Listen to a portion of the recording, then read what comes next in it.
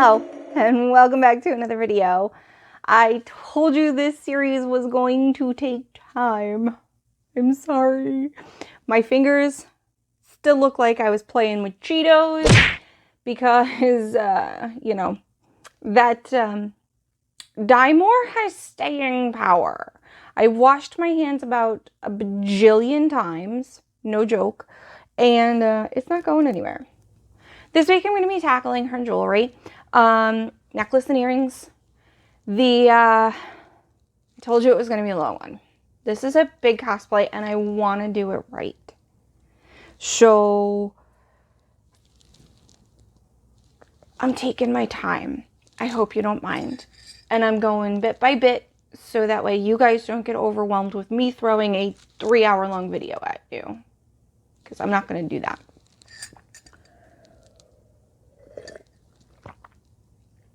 And then because last week ended up having a little bit of a bonus, we didn't realize Winifred's wig would arrive looking spot on for Sara as is straight out of the packaging. I decided I'm going to also throw you Sara's necklace, which super easy. I bought the supplies for her necklace at the exact same time that I bought the supplies for Winnie's. So, and it was like an additional $8. There's that. All right. I love you guys so much. Don't forget to like, comment, and subscribe. Drop me a line. Let me know if there's any other cosplays that you guys would be interested in me tackling in the future. I'd love to hear your thoughts on that. And let's get into the tutorial and I'll see you next time.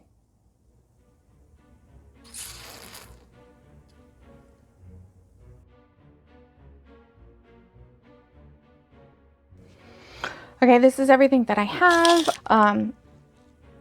I also went with all of the antique brass. So I walked around the store looking for ways to make this necklace.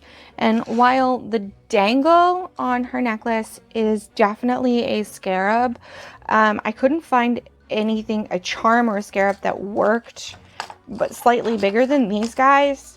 And so I'm going to reserve these for her earrings. But I'm definitely going to use one of these, they're called tiger's eyes. The striping in these are super cool. So the one that drew me to this particular strand was this one, because it has a crack across the center of it, which reminded me of that split divider line on this scarab beetle where it separates his head from his wings. And then for the beads, I'm using dragon's eyes. For the center crest, so if you don't like when things are disassembled to make other things, shield your eyes. But I found this guy. It's a beautiful dream catcher. However, the circle with the crossbar and stone in the middle is exactly what I wanted. And so I'm going to take this apart. I'll harvest everything off of it. I'll save it. I'll use the feathers for something else because they're very pretty. But it was still within that antique color that I was working with. And then alternating with the tiger's eyes. This is a necklace that I made like 2 years ago for a different cosplay. I wore it the one time. I'm going to harvest these spirals off of it. And then I'll just put a chain on the front half so that way the entire necklace isn't completely useless, but I still get to use these beads.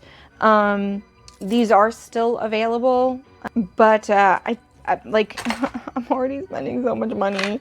I'm trying to not spend even more money. So if it's something that I already had, that was the route that I went.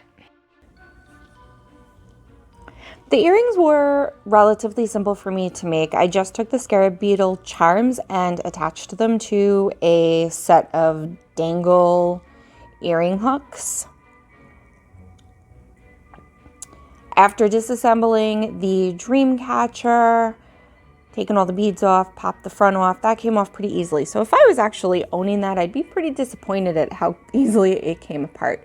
But so I'm taking a few of my 2-inch eye rings, trimming them down to size, making a loop so that I have an eye on both sides of my beads.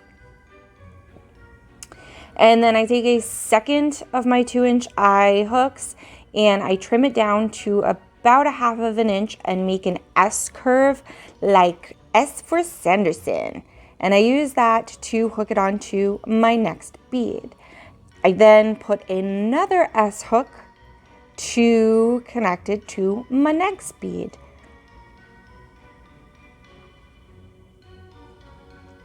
And I continue as such, using an S bead in between, or an S hook in between every single set of beads. I connect them to that center pendant, and I continue working until the pendant falls right at my clavicle, which is where it should for Winnie. And then all I do from here is add the magnetic closures, which is great for when you have long nails because there is no alligator clip to fight with. And these are super simple. Again, just attaching them with a jump ring. And I use all-purpose pliers. I love I think these are a 4-in-1 plier and they're great. And that's got a nice strong hold on that magnet.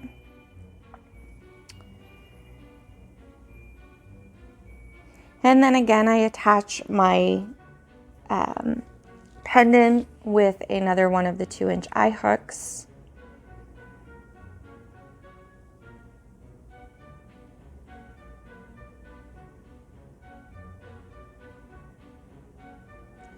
To create the center, I took the blue topaz plastic pendant that was originally in there and I repainted it. I used a combination of Mars Black and cadmium yellow, which is my favorite way to get a nice olive green color. However, I did the mixing on the stone so that the marbling looks a little bit more natural. And then I went over the top of it while it was still wet with a glob of a pearl medium.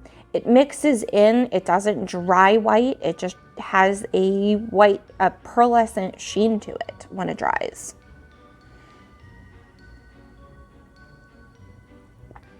And once it's dry, I reattach it to the pendant using the good old-fashioned Gorilla Glue. And that should actually hold a little better than the original glue did.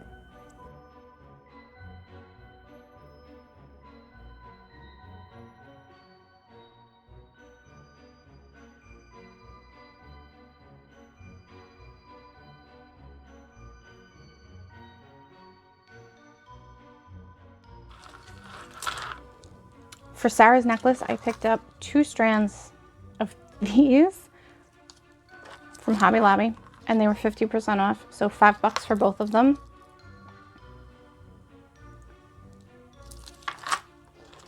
And then this guy, strand of these crystals.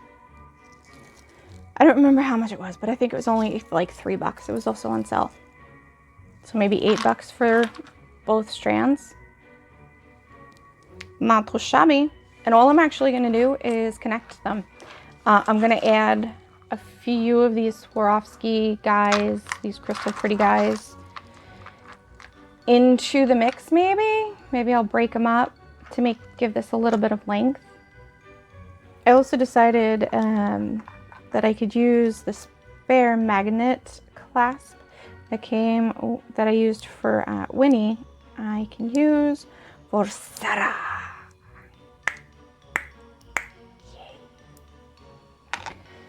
I'm not really sure where I want to add in a few more links because the reality is I only need to add about 2 inches to this necklace.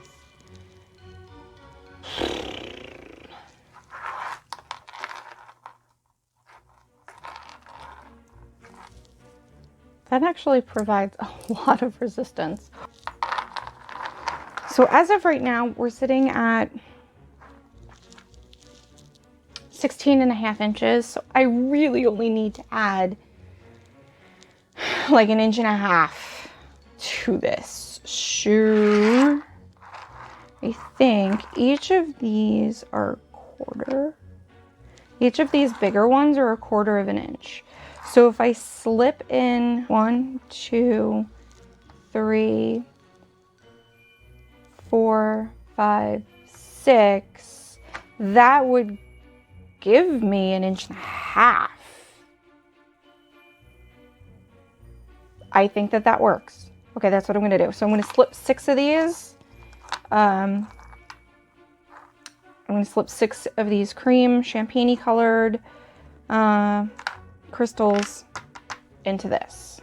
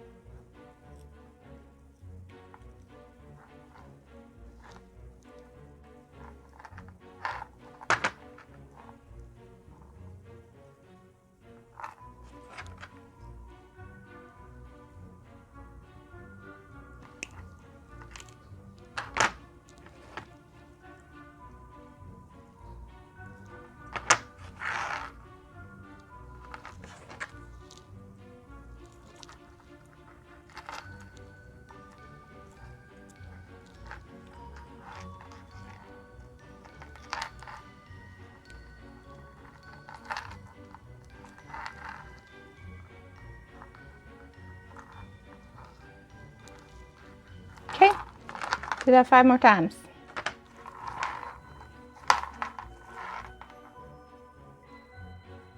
I'm actually happy that I did that because now it looks like a really pretty ombre in the order of the colors. And we are at